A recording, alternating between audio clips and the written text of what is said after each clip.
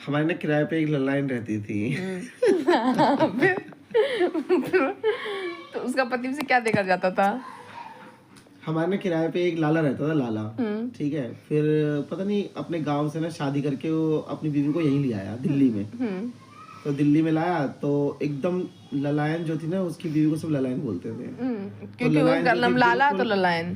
बिल्कुल गांव की थी एकदम, बिल्कुल गांव की एकदम, गांव की भाषा बोलती थी, उसे हिंदी विंदी कुछ नहीं आती थी।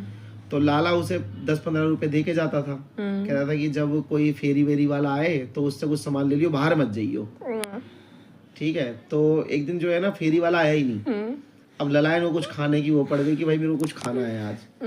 तो चली गई यहाँ पे, दोपहर का टाइम था, दुकानें बंद थी 2-4, आगे निकल गई थोड़ा सा।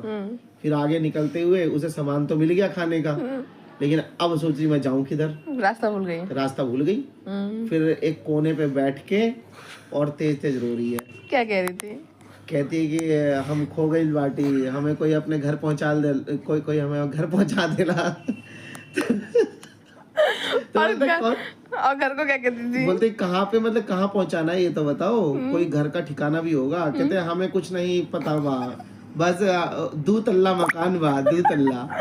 तो बोलता 2 तल्ला मकान तो बहुत का है, तो ये बता कि पहुंचाना कहाँ पे है। तो इतनी देर में ना रोना धोना मचा देती है कि नहीं हमें घर जाना है, हमारे पति के पास पहुंचा दो, हमारे पति के पास पहुंचा दो। फिर उसके बाद में एक गांव का बंदा वहां से आ रहा होता, मिल जाता है। कहता है अरे ये तो ललायन बा। कहता है आप हमको जानत बाटी, अब हमें हमारे घर पहुंचा दो, हमारे घर पहुंचा दो। और फिर लेकर आता है। फिर रात को जो है ना जैसी लाला आता है तो तेज तेज रोने लगती है। कहते हम खो गए बाटे, तुम्हें पता बा।